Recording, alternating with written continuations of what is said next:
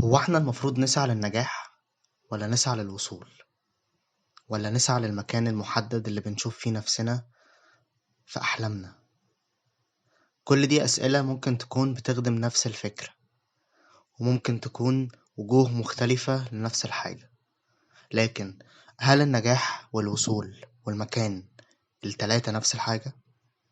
أهلا بيكم في حلقة جديدة من بودكاست بفش غلي. ازيكم عاملين ايه؟ وحشتوني شويتين تلاتة. وبعيدا عن فقرة العشق والمعشقة اللي أنا بعملها دلوقتي دي، فأنا حابب أشارككم رحلة مش عارف هي المفروض تكون مميزة ولا لأ، بس أنا بحسها مميزة، وأظن إن ده المهم. هو شعوري ناحيتها، وشعوري ناحية كل التفاصيل بتاعة الرحلة دي ومحطاتها ومطباتها وكل التفاصيل بتاعتها.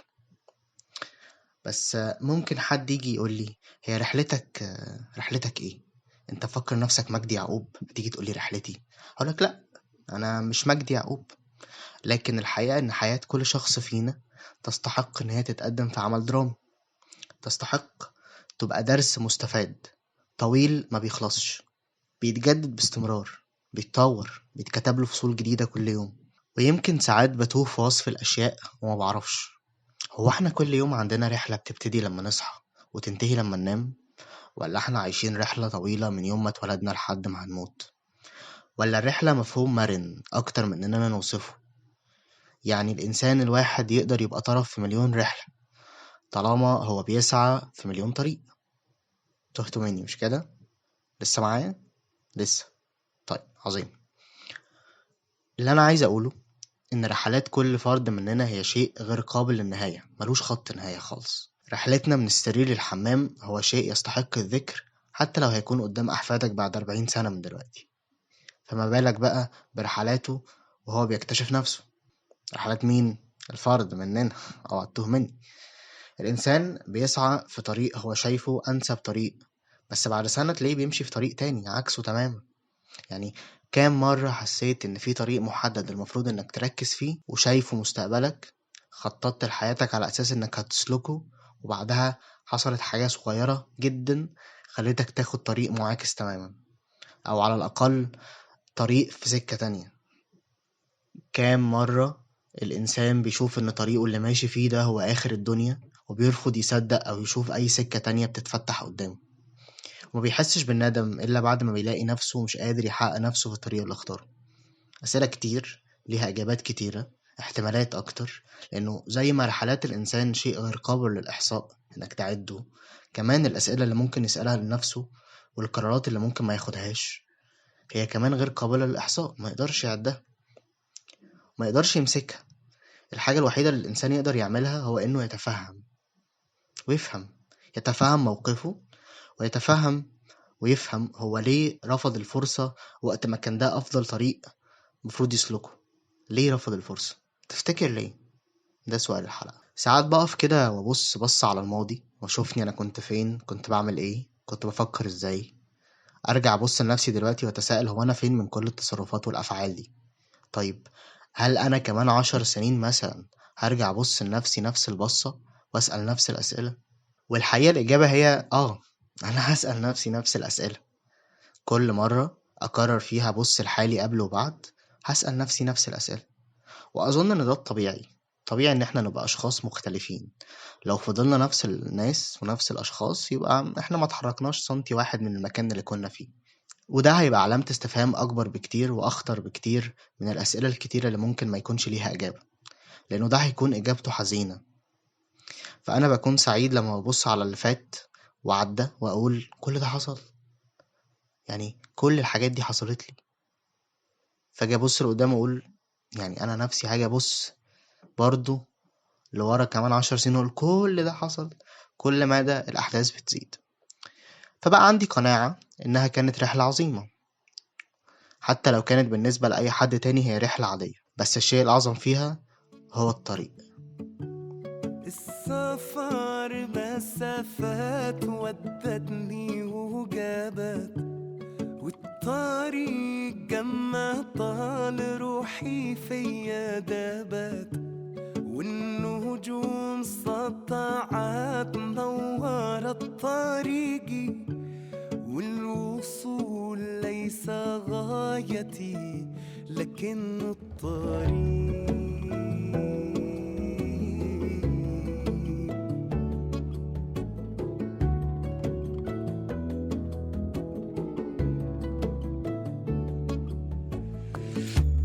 في الطريق الطيور ذكرتني بيكي، قلت لو ألف لا ده السفر رفيقي، يا سفر على بال إنسان الفراسة، علم العبد لله ينسى لحالي. السفر مسافات ودتني وجابت، والطريق ما طال روحي فيا دابت.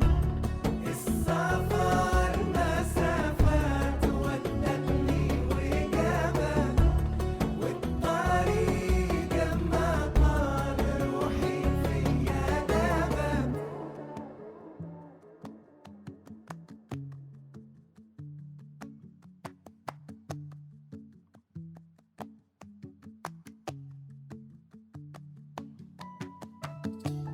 في اللي سافر ليقابل الغريب، واللي سافر لأجل الوجع يغيب، واللي سافر لأجل يعين الحبيب، واللي من السفر قلبه ما عاد يطيب.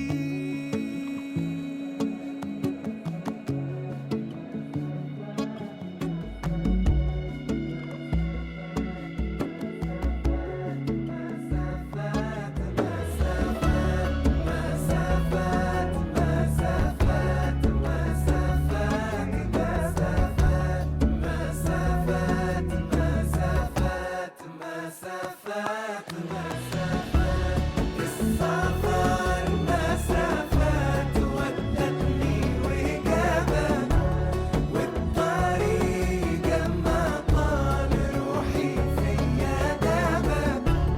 السفر مسافات ودتني وجابت، والطريق ما طال روحي فيا دابت.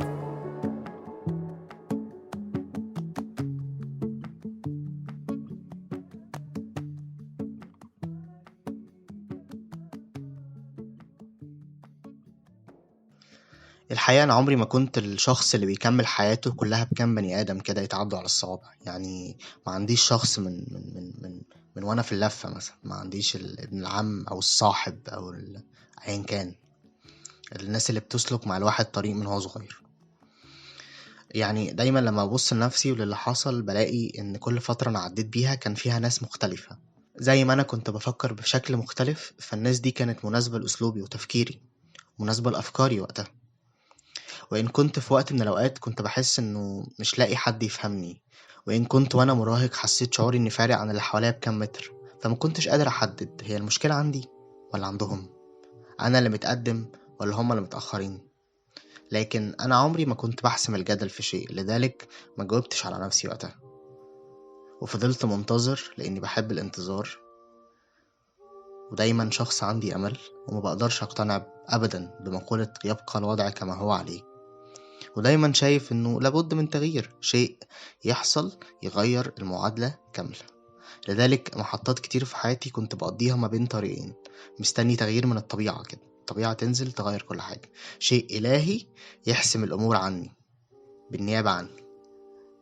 ومش عارف بقى هل دي سلبية مني ولا بسيب نفسي للموجة. يعني مثلا وانا صغير انا اتربيت في منطقة شعبية، لعبت في الشارع كتير، وده شيء بفتخر بيه كوني كنت من ابناء الشارع يعني، وتربيت في الشارع.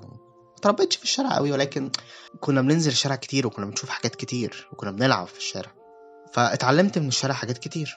لعبت في الشارع، سوقت عجل، لعبت بلي، لعبت كورة، رخمنا على الناس واتخانقنا وجرينا ورا بعض، اتعورت، اتزحلقت، اتخبطت، بس ما اتضربتش. يعني ده مش منظر كده بعمله، بس بجد ما اتضربتش لان ما كنتش شخص بيتخانق كتير، ما كنتش الطفل ده. اللي بيتخانق كتير واللي دايما في خناقات وعراك يعني. وما كانش ده اسلوبي في الحياه عامه او في التعامل. حتى وانا صغير كنت بصبر على الطفل الرخم اللي زيي لحد ما ينهار قدام تنحتي، اللي هو تمام اتفضل رخم عليا ضايقني بس قشطه انا هبتسم في وشك في الاخر اقول لك حبيبي والله تسلم. في المدرسه بقى ما كنتش بتخانق كتير برضه، الوضع ما اختلفش كتير، ولكن في المدرسه الحاجات اللي ما بتاخدش بالك منها وانت في الشارع بتاخد بالك منها في المدرسه. زي انه انا كنت صغير كده، رفيع وجسمي صغير وقصير وانا في ابتدائي، وصغنن خالص بيبي يعني. بس كنت شاطر، يعني كنت شاطر في المدرسه. بس انا عمري ما كنت الواد الحادق بقى، اللي هو الواد المفتح فاهم. فكان في ناس كتير احدق مني اكيد، بس مش زي الشيبسي اللي بالجبنه. لكن ما كنتش طفل مشاغب، فما كانش فيه اي ازمه. وانا طفل ما كانش عندي اي موهبه كمان، لا بعرف ارسم ولا بعرف اعمل اي حاجه. كنت بحب العب كوره في الشارع، وكنت بلعب كوره حلوه جدا، بس ما كنتش بحب اروح اتدرب مع كابتن. والشطاره بتاعتي اللي في الكوره دي ما شفعتليش وانا في المدرسه علشان جسمي كان صغير، فهم كانوا بيستقلوني كده اللي هو انت مين يا عم. فما حدش كان بيحترمني بصراحه، وكانوا بيقسموا اللعب من غيري وبتاع. فانا مع الوقت ما بقتش اصلا اتعشم ان انا هلعب. انا كنت الالعاب حصتين الالعاب دي كنت بروح اشوف اي حاجه تانية اعملها. مع الوقت بدات الاقي نفسي في حاجه تانية، فكنت بروح اقعد مع البنات اللي كانوا معانا في الفصل. اللي هم طبعا البنات وقت الالعاب ما كانوش بيلاقوا يعني اي حاجه يعملوها. الولاد كانوا بيلعبوا كوره، بس البنات كانوا بيقعدوا بقى يرازوا في بعض وبتاع. فكنت بروح اقعد معاهم. وشوف يا مؤمن بقى، انا ما كنتش واد امور، ولا كنت واد حليوه، ولا شعري ولا وشي ولا عيني ولا اي حاجه. ده بالاضافه لجسمي الصغير طبعا، اللي هو ممكن يكون شيء منفر جدا لاي بنوته في ابتدائي. بس كنت اكتر حد يعرف يضحك الناس كلها من غير ما وشه يبان عليه انه بيهزر. يعني اقعد اقول كلام واقعد اعمل حاجات، بس محدش يقدر يقفش خالص ولا انت ايه بالظبط. كنت بعرف اقول النكته، واعرف انه نكته بالظبط مكانها فين وازاي. ما هي النكته مش شيء بسيط، يعني مش سهله. لازم تعرف هتقولها في كام كلمه، هتقولها ازاي، وهتقولها امتى. لو معرفتش تجاوب في دماغك في ثانيه الا ثانيه على ال3 اسئله دول، اعرف ان انت مش هتعرف تقولها. كده الدنيا خيشت منك، النكته راحت. فانا كنت سريع البديهه، وكنت بعرف ارد على الحاجات بسرعه، اجيب رد في ثانيه. وكنت كمان بعرف اعمل نبرة صوت كده تضيف رونق على الجمل بتاعتي. فكنت بعمل اداء، يعني مش بس بقول لاينز، لا انا كنت بعمل اداء كمان. كنت ممثل مسرحي لم يجد من يكتشفه، والحمد لله يعني محدش اكتشفني يعني. المهم هنا لقيت حاجة بعرف اعملها، ما كنتش قادر احددها ولا قادر افهمها ولا قادر احط لها عنوان. بس انا عارف اني لو رحت اتكلم مع الناس دي وهزر معاهم هيضحكوا وهيحبوني. وبكده قدرت اعوض النقص اللي انا حسيت بيه في الجوانب التانية، اني ما بلعبش كوره مع الناس اللي هناك دي، ولا انا شبح وحليوه شبه الواد زعيم الشله اللي واقفين الناحيه التانية دول. فكنت انا الكابوس الذي يؤرق منام البنات اللي شايفه نفسها والولاد الرخمه، يعني كنت كده اطلع لهم زي الخازوق. مهم جنب كل التفاصيل بتاعه المدرسه دي والكاركتر بتاعي اللي كان في المدرسه، فوانا في البيت كان في حاجه دايما بتبهرني، يعني كوني كنت طفل بقى. فكان في حاجه دايما بتخليني كده افتح بقي واه معقوله. يحضرني موقف وانا في البيت، اني كنت دايما منبهر باللقاءات التلفزيونيه المباشره، اللي هو يعني عاملين لقاء مع حد دلوقتي مباشر، يعني اللي هو اللقاءات بتاعت برامج التوك شو بتاعت بالليل. رغم ان انا كنت طفل وقتها، الا اني كنت واعي ان اي مسلسل او فيلم فهو اكيد ما بتصورش مره واحده. يعني ما احنا بالليل والصبح في ثانيه، يعني مش معقوله. فاكيد هم بيصوروا كذا حاجه وفي الاخر بيجمعوهم. ما كنتش طبعا اعرف ان في حاجه اسمها مونتاج ولا استوديوهات ولا اي حاجه، بس اكيد الحاجه دي ما بتتعملش على حته كده، ما بنقفش بالكاميرا ناخدها مره واحده. ولكن الحاجه اللي كانت بتخليني افتح بقي بقى وانبهر جدا لما اشوف لقاء تلفزيوني مباشر والاقي الكاميرا كده بتقطع من ضيف واحد لضيف 2 او من الضيف للمذيع. ايه ده ازاي؟ ده الصوت ما قطعش. طب انتوا ازاي بتجيبوا ده في ثانيه؟ يعني الكاميرا ما بتلفش، لا انتوا بتقطعوا. لان انا لما كنت باجي اصور بالتليفون النوكيا الجميل بتاعنا، فكان في كده انك تدوس بوز، انك توقف التصوير فتروح موجهه على حاجة تانية فتروح مكمل. فلما تيجي تعمل بوز وتكمل، فلما تيجي تشوف الفيديو بعد كده تلاقي انه في قطعة في الصوت باينة جدا. فانا كنت بقى طب انتوا يا جماعة ازاي بتعملوا الكلام ده؟ طب ازاي التلفزيون مش الصوت ما بيقطعش فيه؟ فالمهم سألت ابويا، منبر العلم بالنسبة لي وانا طفل يعني، اللي هو اي معلومة انت عايز تعرفها تروح تسأل ابوك. فبقول له هو ازاي الكلام ده بيحصل يعني؟ قال لي كاميرا التلفزيون بتعمل اي حاجة. فانا كده في بالي كده عملت رياكشن اللي هو بتاع معتز الدمرتاش وهو بيتكلم مع مصطفى بكري لما قال له بالعافية، قال له بالعافية. ف... فانا قلت له اي حاجة، قال لي اي حاجة. ف تمام خلاص، شكله ما كانش يعرف اصلا، بس انا حطيته قدام سؤال بصراحة في 2010 بقى وكده، يعني السؤال يرد عليه وزير الاعلام، يعني لازم حد عارف الحاجات دي بتعمل ازاي. انا راح اقول له الكاميرا بتقطع ازاي من غير ما يحصل مش عارف ايه. فالمهم يعني الراجل ما كانش هيعرف كده كده. المهم مع مرور الوقت ولما جت ثورة يناير المجيدة والدنيا كانت مولعة بقى وخناقات وضرب والحاجات دي كلها، وانا طفل لسه بيكتشف العالم وبيكتشف انه في جانب مظلم في البني ادمين وان في حاجة اسمها ثورة اصلا. اتذكر وانا في 6 ابتدائي كنت بروح البيت من المدرسة، اروح على الظهر كده الساعة 1 ولا حاجة، افتح قناة سي بي سي بلس 2.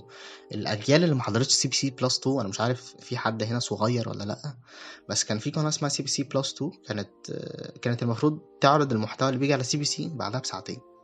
وقت الاحداث والاشتباكات الناس دي كان عندهم دايما كاميرا كده فوق ميدان التحرير تجيب الميدان مباشر، فانا كنت بحب دايما افتحها واتفرج بقى على ايه، على الميدان، واشوف خناقات التحرير ومحمد محمود ومجلس الوزراء والدخان والغاز والحاجات دي كلها، لانه الحاجات دي كانت هي اللي متصدره المشهد في الفتره من 2011 ل 2013 ويمكن كمان بعدها بشويه. فانا ما كنتش اعرف وقتها انا بحب الحاجات دي ليه. يعني هل تصوير الأحداث من الزاوية دي من الشارع، الكاميرا اللي بتمشي مع الناس كل خطوة بيخطوها لقدام أو كل خطوة بيرجعوها لورا لما الغاز والرصاص يجي عليهم، هل هي الكاميرا هي اللي بتغريني، هي اللي مخلياني حابب الموضوع، ولا الصحافة؟ يعني أنا عايز أبقى صحفي وأنزل بقى وسط المظاهرات وأصور ده و... وأقول إن كذا واحد مش عارف ماتوا ولا مين حصل إيه ولا مين دخل فين، ولا أنا كنت عايز أبقى ثائر؟ يعني هل الثورة كنت عاوز أبقى جزء منها لأني ملحقتش أكون جزء منها؟ فما كنتش عارف بصراحة. بس دلوقتي أنا ممكن أجاوب، أنا كنت بحب ال3 حاجات، كنت عايز أبقى ال3، كنت بعمل ال3. في 2012 عملت صفحة على فيسبوك كانت مختصة بالأخبار ونقل الأحداث المباشرة، كانت صفحة أخبار زي أي صفحة أخبار زي اليوم السابع مثلا، وتغطية الأحداث الطارئة بقى والحاجات دي كلها، وكنت عامل لها هاشتاج وكنت عامل لها قناة يوتيوب ونزلت عليها فيديوهات وتقارير عملتها بويندوز موفي ميكر لو حد اشتغل عليه في 2011 2012. لو انا ما كنتش بعرف ازاي احط صوت اصلا فكنت بعمله من غير صوت. عملت اكاونت على تويتر، كنت متابع الصحفيين المشهورين هناك والقنوات الاخباريه الكبيره والمنصات الاخباريه اللي هي رويترز والشرق الاوسط ومش عارف ايه وبتاع والحاجات دي كلها اللي هي على سكيل اوسع يعني من مصر. والسكة دي كملت شوية معايا لحد ما دخلت تالتة اعدادي وما بقتش مهتم قوي، لان في الوقت ده افتكرت بعد ما كنت نسيت اني بعرف اتكلم مع ناس. يعني انا قعدت فترة كده في اعدادي مبقاش فيه بقى بنات في حياتي، دخلت مدرسة كلها ولاد، فانا ما عنديش طاقة اتكلم مع شباب لسه بيكتشفوا ان هم صوتهم خشن وان هم يعني عندهم حاجات. فبصراحة شخصيتي فقدت رونقها لأن ما كنتش بهزر مع حد غير صحابي يعني. فافتكرت إن أنا بعرف أتكلم واكتشفت إني ذكر شبل يجيد التلاعب بمشاعر الفتيات المراهقات، وارتبطت ب8 بنات في نفس ذات الليلة. جعفر العمدة نعم كان يلمع حذائي بالأمس. في أحد المرات تذوقت لأول مرة علاقة long distance وأنا عندي تقريبا 14 سنة ما كملش 14 سنة، كان عندي 14 سنة تقريبا. في تاريخ 7 أغسطس 2014 كانت مع بنت من المنصورة وكانت أكبر مني بسنة حتى وقتها، وما كانش في داعي يعني ما في جاهل ذكرها دلوقتي لأني ما بعتبرهاش حدث جلل يعني يستحق الذكر. ثم بعدها بشهور قليلة جدا بدأت علاقتي طويلة الأمد بنترات الصوديوم اللي اتكلمنا عنها الحلقة اللي فاتت. و2015 كانت بداية شخص جديد تماما، شخص بيكتب قصص على فيسبوك، بيكتب مسلسل ينزل على شكل حلقات في بوستات على صفحات محن بقى والكلام ده، وشخص ذوقه الموسيقي كان لطيف وكويس قياسا بأقرانه، يعني بالناس اللي حواليه. ويأتيني تحذير من شخص على علاقة بالأمن في الوقت ده، شخص كان زميل أختي في الكلية، فيخبرها بأنه خليه يبطل يتكلم في السياسة. الحمد لله اعتزلت الشغلانة وقتها، لأني أنا مش الشخص اللي هيخش المعتقل عشان مين يعني، السلام عليكم، أنا هروح أعمل أي حاجة تافهة. وكان لابد وقتها من أن أنا ألاقي شغف بديل يعني. فالبديل وقتها اني كنت جرافيك ديزاينر اوريدي، ما كنت جرافيك ديزاينر قوي ولكن كنت ديزاينر حتى. بعمل ديزاينز، بعمل كفرز الفيسبوك، بعمل حاجات، لان وقتها كان منتشر المواقع اللي هي عليها ديزاينز، اللي بقى ديزاينز تحطها كفر على فيسبوك. كان في ديزاين مش عارف بروفايل بيكتشر، كان مش عارف حاجات كتير كده يعني. احنا وقتها كنا بنهتم بالحاجات دي جدا. ومع الوقت اشتغلت في صفحات كتير، اشتغلت في صفحات كتير، كورة وطقس وأخبار، عملت كل الحاجات. عملت شغل المحلات، اشتغلت مع فريق تنظيم حفلات. قلت خلاص بقى أنا هدخل فنون جميلة قسم جرافيك، أنا خلاص أنا مستقبلي هنا في الحتة دي. وده كان قراري من وأنا عندي 16 سنة، إن أنا هعمل الكلام ده، أنا هكمل في الجرافيك. ثم أقابل صديقي في تانية ثانوي واللي لقيت فيه ضلتي، الشخص اللي كان بيحب يصور، هو اللي فتح لي السكة دي. عمري ما كنت بقرب من السكة دي بالمناسبة يعني. أنا كنت بحب أصور، كنت بحب أفتح الكاميرا، أصور فيديو، أصور الأفراح. بالمناسبة أنا كنت بحب كاميرا الأفراح جدا، رغم إنه تصوير الأفراح شيء مثير للسخرية والكوميديا دلوقتي، ولكن أنا بحب الكاميرا. أنا عاجبني الشغل اللي الراجل ده بيعمله، عمال يطلع فوق وينزل تحت، يطلع على سلم، يجيب من هناك ويروح ورا، ويجيب من فوق ويلف الكاميرا ويميلها والحاجات دي كلها. أنا منبهر، أنا ريلت خلاص. شغلني معاك صبي. فالمهم شفت صاحبي ده بيعمل ايه، فتحت الكاميرا بتاعتي، بقيت اصور، اشوف هو بيعمل ايه، احاول اقلده، بيظبط مش عارف ايه وكده. كان دايما عندي مشكله في الصور بتاعتي ان هي بتبقى مايله يعني. الصور دايما بتاعتي انت في خط افق كده، يعني في الكادر المفروض يبقى معدول، فانت عندك الحاجات كلها على سوا واحد. فالكادراتي دايما كانت بتبقى مايله، صوري دايما بقى فيها تحس ان فيها ميل كده. فقعدت فترة عبال ما ظبطت الميل ده، بقيت أعمل زيه، بقيت أنا وهو أصدقاء مقربين جدا، لأنه أخيرا في حد بيسمعني، بيسمع آرائي، بيشوف وجهة نظري في الفيلم المعين مثلا احنا بنتكلم عنه، بياخد رأيي في علاقته بالبنت المزعجة اللي كان بيحبها وهو صغير. شخص مهتم يسمعني. فده كان شيء مهم جدا ان هو يظهر في الوقت ده بالنسبة لي، لأنه احنا كنا داخلين تالتة ثانوي خلاص، وبالفعل حجزنا مع بعض الدروس عند نفس المدرسين، رحنا نفس المواعيد، أخدنا نفس السكة، نفس الطريق، كنا بنروح المواصلات حتى مع بعض لأنه كان على طريقي يعني.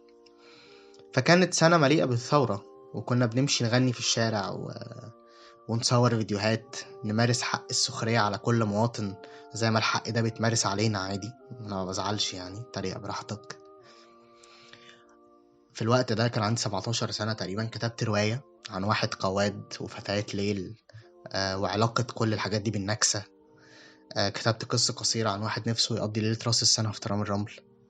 المفارقة الساخرة بقى هي اني وقت ما كتبت القصة دي ما كنتش ركبت الترام ولا مرة ركبت الترام. فأنا كتبت قصة كاملة على الترام ده، طبعا بعيدا عن اني ما كنتش اعرف اي حاجة عن فتاة الليل غير ان هما بيلبسوا الكولون المشبك ده، الشراب الكولون اللي هو الشراب السكسي ده، اللي هو لسه بيسبب لي انهيار في مشاعري لحد النهاردة يعني، بصراحة صعب جدا.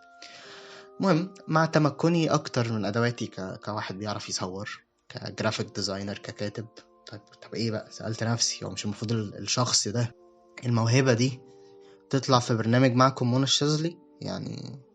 المفروض بقى. اول حاجة اتهدمت بالنسبة لي كانت كوني كاتب. انا كنت بحب الكتابة، بحب اعبر، بحب اخلق احداث وشخصيات، وروايتي حارة المزاريق كانت هتنزل وهتتنشر ومضيت العقد، وكان وقتها يبقى عنوان في الجورنال اصغر كاتب في مصر الف رواية زائد 18، وهو اصلا عنده 17 سنة. فكنت مستني بصراحة العنوان ده ينزل، بس الشخص اللي انا كنت متفق معاه متعاقد معاه اخلى باتفاقه معايا واختفى، ما اعرفش راح فين.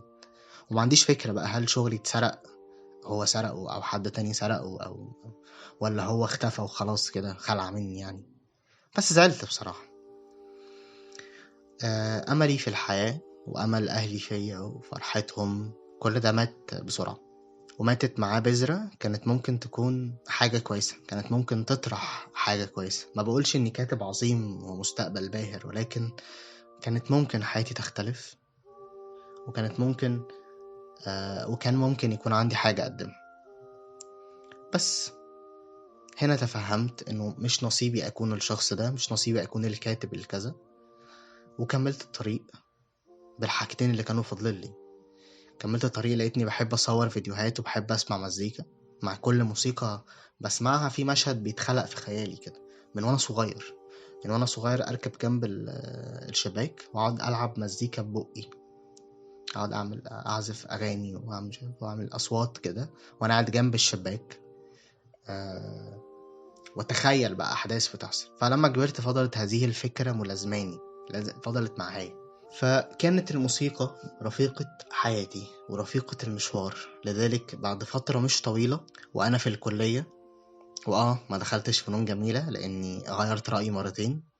مرة كنت عايز أدخل إعلام عشان التصوير والإخراج وكده، ومرة بقيت عايز أدخل آداب تاريخ، ودخلت آداب تاريخ فعلا لأن أنا بحب التاريخ جدا.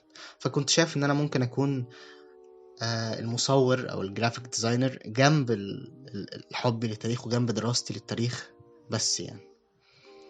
فالمهم وقت الكلية بقيت اصور صحابي فيديو، وصور طبعا، بس بقيت اصور صحابي فيديو بقى اكتر حاجة هما ما تعودوش عليها. مثلا اصور الشتاء، اصور الشوارع والمباني واحطهم على تراك مزيكا. فاصحابي كانوا ابطال الاعمال بتاعتي. ده شيء يعني انا بحبه جدا ان هم كانوا عندهم تفاهم ده. صحابي اللي هم كانوا اصدقائي بقى من بعد ما خلصت ثانويه عامه لحد النهارده، والمفروض ان احنا نكبر بقى ونستشيخ او نكبر ونعجز ونموت سوا يعني. اتمنى. احلى تحيه للرجاله، معلش يا جماعه. كنت مؤمن بان الموسيقى ممكن تتكلم احسن من الناس، اوقات بتنفع ان هي تكون موجوده اكتر من انه نحط حوار ما بين شخصيتين. وده طبعا بعيدا عن اني ما كانش معايا الادوات اللي تخليني اجيب اتنين يتكلموا يعني، وما كانش عندي المعارف دي. ومع الوقت التصوير بقى كل حياتي، وبقى عندي امل ان انا لما اكبر شويه هبقى مخرج او مدير تصوير. ورميت شويه نقطه الجرافيك ديزاين، ما بقيتش ده، رغم اني كنت شاطر جدا، كنت ممكن اكمل جدا، بس قلت خليك انت على جنب، انا مستقبلي في التصوير، انا خلاص لقيت شغفي. فانا كنت عايز ابقى مخرج بقى، مدير تصوير، كاميرامان، حتى اي حاجه لها علاقه بالحاجات. ففي 2019 دخلت بروجكت كانت مهمتي فيه تصوير الناس اللي في البروجكت فيديو. دي كانت فكرتي بالمناسبة، وإني أمنتج الحاجات دي وأحط لها مزيكا. والفكرة لقيت نجاح كبير، والناس كانت بتستنى الفيديوهات أكتر من الصور. ورغم كوني شخص غير اجتماعي، إلا إن دي كانت فرصة لاكتساب قدرة على إني متوترش، لأني كنت بتوتر لما أصور الناس أو أقف وسط الناس كده وأروح مطلع الكاميرا، وإني ما أقلقش بقى، مفيش حاجة تستدعي القلق يعني. وما حسش إني مثير للجدل، لأني كده كنت مثير، بس مش للجدل. انتوا عارفين بقى ايموجي بيغمز وكده.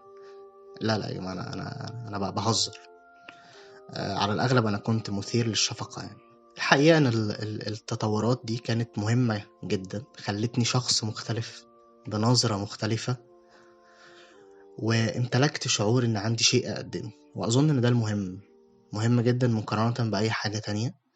حتى لو الشيء اللي انت بتقدمه ده مش مصدر كسب، بس مهم جدا ان الانسان يحس انه مفيد، او انه بيقدم حاجة، انه عنده حاجة يقدمها. ودي كانت اول مرة ما كانش فارق معايا قوي انا هكون فين، او المفروض اكون فين، او اروح فين، وما تعشمتش. وحسيت انه الاهم هو اني اطور نفسي، استمر في اصراري ده ان انا اكون الحاجة المهمة، واقدم حاجة جديدة. فلحد ما جاء شهر 7 2020 ومساعدة الأصدقاء برضو قدمت أول عمل ليا، وكان فيلم تسجيلي اسمه ماذا تعني لك الإسكندرية. ثم قدمت فيديوهات قصيرة اللي أنا كنت بحب أقدمها وأصورها بس بشكل بروفيشنال أكتر، وممكن تكون واخدة الشكل أقرب للميوزك فيديوز يعني. واحد منهم 12 في أكاونت رسمي لمجلة أجنبية أونلاين. وكان بالنسبة لي رد الفعل ده والتأثر والشعور اللي أي حد بيحسه تجاه صوري وفيديوهاتي هو أهم شيء. ثم 2021 2022 وحتى الآن أنا مصورتش أي حاجة بعد الفترة دي، ما قدمتش حاجة مختلفة كما كان يجب أن أقدم. كلها حاجات من وقت للتاني كده بتحصل بالصدفة. سافرت في مكان، حصلت شتوية وأنا في الشارع، قعدت في مكان حلو، صور بتطلع كده من غير ما ترتب لها. ما استثمرتش في شغفي، ما استثمرتش في نجاحي النسبي اللي كان موجود، وحتى الحاجات البسيطة اللي كانت موجودة وكانت شيء مستمتع بيه ما بقتش موجودة. ومات أملي في إني أكون فيلم ميكر، ويمكن ما ماتش قوي، يمكن اتأجل لأجل غير مسمى، يمكن مات بس أنا بقاوح، مش عارف. المهم إنه من بين كل الأحداث دي أنا مفيش حاجة بتعيش معايا. من طفل مشتت بيكسر في اللعب لشاب مشتت برضو بس بيخسر فرص باستمرار. لكن الشيء الأهم إني لسه قادر أعمل ال3 حاجات، لسه قادر أمشي في ال3 سكك، لسه قادر أكتب، لسه قادر أصور، قادر أعمل فيلم، لسه قادر أعمل ديزاين، لسه قادر أخلق الشغف ل3 حاجات وقادر أتعلم فيهم حاجات جديدة، لسه مستمتع بالطريق بتاعي، ولسه قادر أكتشف في نفسي حاجات زيادة، ولسه شايف إن من حقي أخد فاصل أو استراحة حتى لو كانت طويلة، عشان حاسس إني بقالي كتير جدا بلف وبروح واجي، حتى لو مفروض إني أكون لسه في أول الطريق. بس عادي، زي ما قلت في البداية، مش شرط تكون رحلة واحدة، ممكن تكون رحلات ليها خط بداية وخط نهاية. كل شيء ممكن، ما هو كاميرا التلفزيون ممكن تعمل أي حاجة. When I was a boy, no rooftop on my joy. When I was a child, no one, nowhere, no how, nothing was not made of fire. 1, 2, 3, 4, 5, 6 times the charm.